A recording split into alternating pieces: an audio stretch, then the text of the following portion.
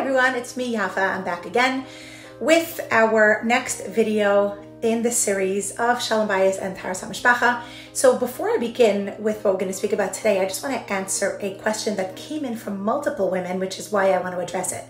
And that is, if you remember, I think it was 2 weeks ago, my video was about women who are just tired or busy or not in the mood to be physically intimate with their husbands. And that's what we spoke about in detail. And remember, I listed 26 reasons why you might not be in the mood.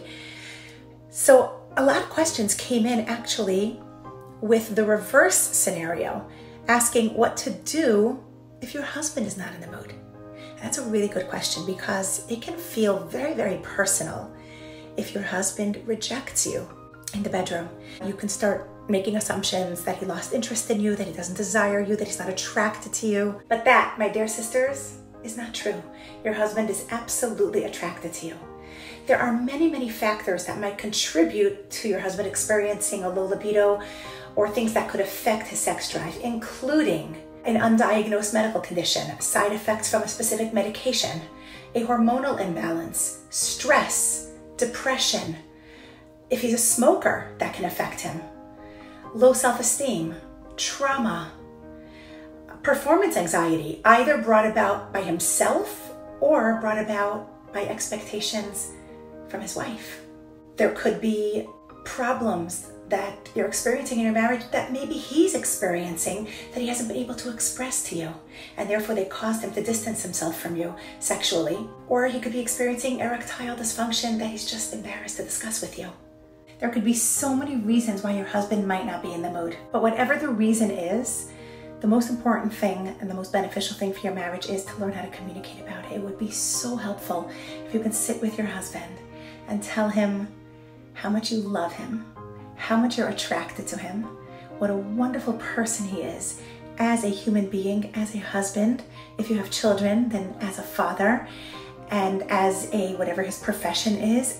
Let him know how much you respect him, how much you love him, and then talk to him about what is going on. You can say that lately I've been feeling a disconnect between us, and I feel it's important that we figure out what is causing that disconnect. Is it something that I am doing that I can change, and I would love to be reflective on that?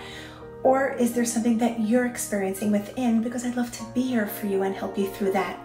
So let's talk about it and show him that you are a good receiver so that he can feel safe to be a transmitter, and help him figure out what is wrong. Because most of the things that I mentioned are all fixable. They are solvable. Switch the medication, or maybe get onto medication, or figure out what can be done differently in a specific scenario. But the only way to come up with a solution is to first know what the problem is. So number one, communication, healthy communication, not from a place of emotion, but from a place of connection. And that leads me straight in to the conversation that I actually wanted to have with you today, and that is about communication in marriage. There are 3 things that are the most difficult things for people to say. One of them is, I'm sorry. The second one is, I was wrong. And the third one is, Worcestershire sauce. That's right, but you know what? Worcestershire sauce is a lot easier to say than I'm sorry or I was wrong.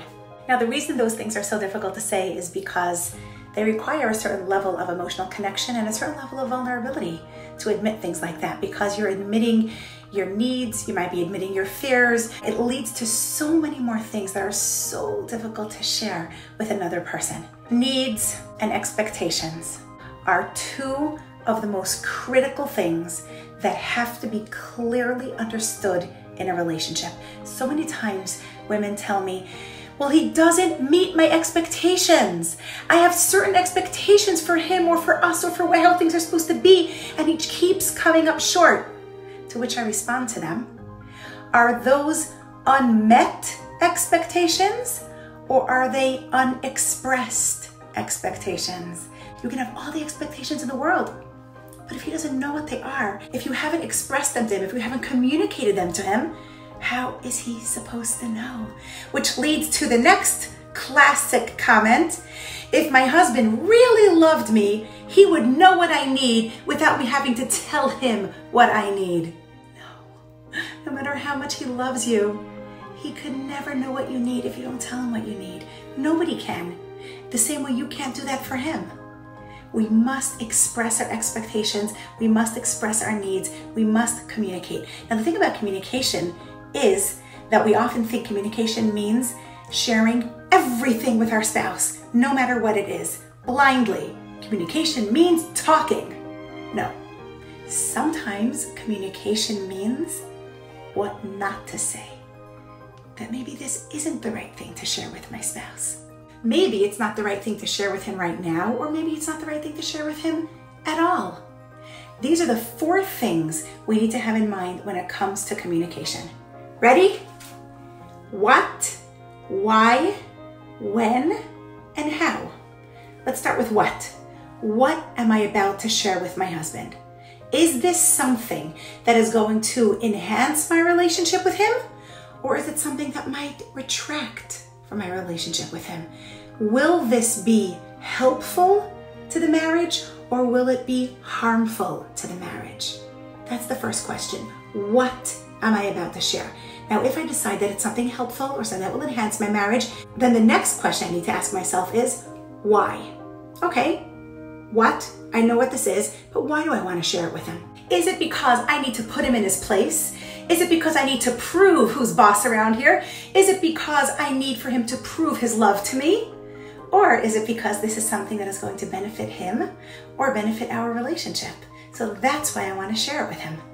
Or any other positive reason could be a very legitimate reason for sharing it. So now we have the what, now we have the why.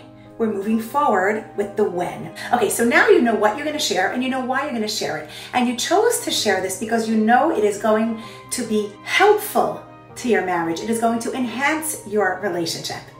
So now the question is when to share it, because we know that it's not always the best time to share something, especially if it's something that's a little deeper, a little more personal, a little more important, a little more vulnerable.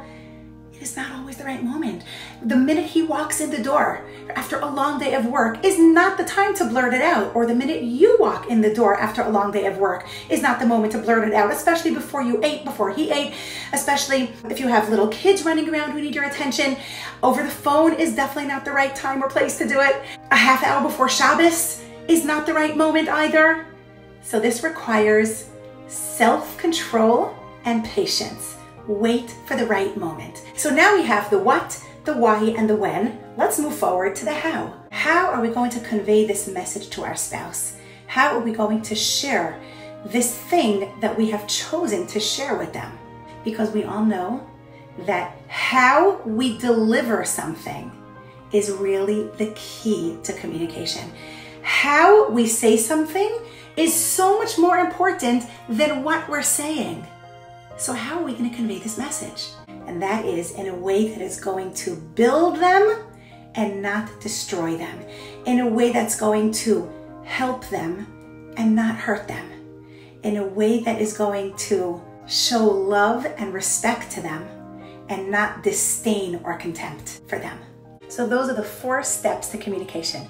Remember, hachayim v'hamavis biyad halashon.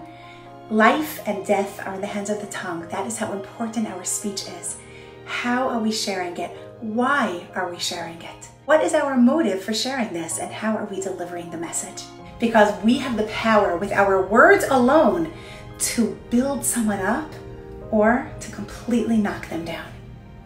So get out your hard hats, because we are builders. Each one of you should be zochet livnot Bayit Ne'aman b'Yisrael, to actually build a house of loyalty within the Jewish nation, to build, because we are constantly building.